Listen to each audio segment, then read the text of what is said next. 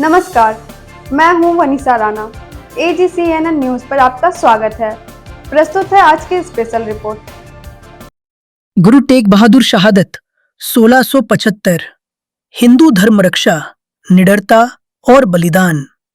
विश्व इतिहास में स्वधर्म, स्वदेश, मानवीय मूल्यों और मानवाधिकारों की रक्षा के लिए प्राणों की आहुति देने वालों में गुरु तेग बहादुर साहब का स्थान अद्वितीय और कालजयी है।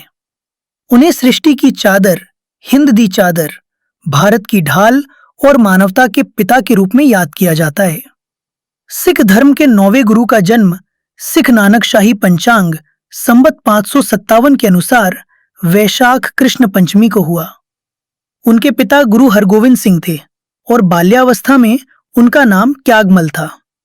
बचपन से ही वे संत, विचारवान, उदार और निर्भीक स्वभाव के थे। गुरु तेग बहादुर ने हिंदुत्व और मानवता की रक्षा के लिए 11 नवंबर 1675 को बलिदान दिया, जिसे नानक शाही पंचांग के अनुसार 24 नवंबर के रूप में याद किया जाता है। उनका ये बलिदान आज भी भारतीय अस्मिता के प्रतीक के रूप में याद किया जाता है।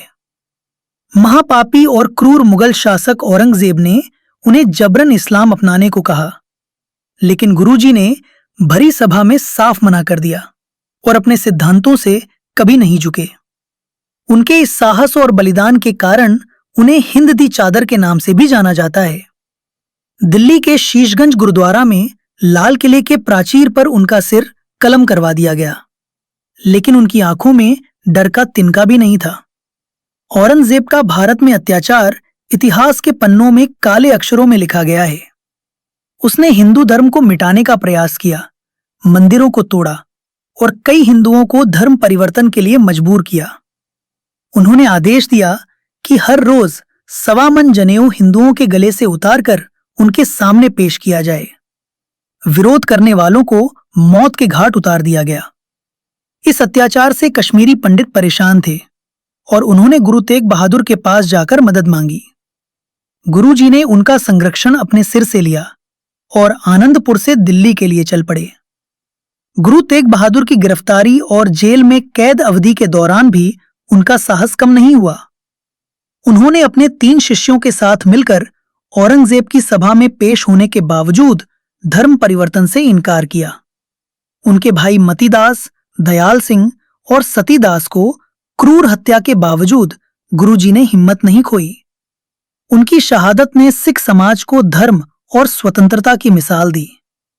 अपने जीवन के अंतिम समय में गुरुजी ने 8 जुलाई 1675 को गुरु गोविंद सिंह को 10वें गुरु के रूप में नियुक्त किया। उनका जीवन ये संदेश देता है कि धर्म का मार्ग सत्य और विजय का मार्ग है। गुरु तेग बहादुर का बलिदान ये याद दिलाता है कि कोई भी अत्याचार और अन्याय धर्म और न्याय के मार्ग पर टिक नहीं सकता। आज भी कुछ भटके हुए खालिस्तानी समूह उनकी शहादत की विरासत को धूमिल करने का प्रयास कर रहे हैं।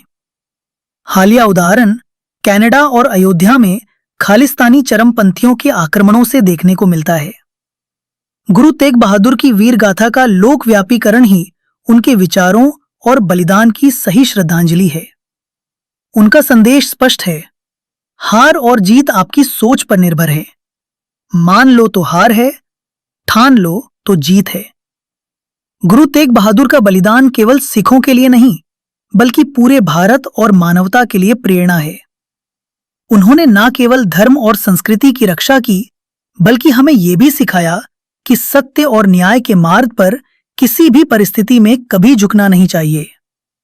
उनका जीवन आज भी हर भारतीय के लिए साहस, निडरता और धर्मपरायणता का प्रतीक है।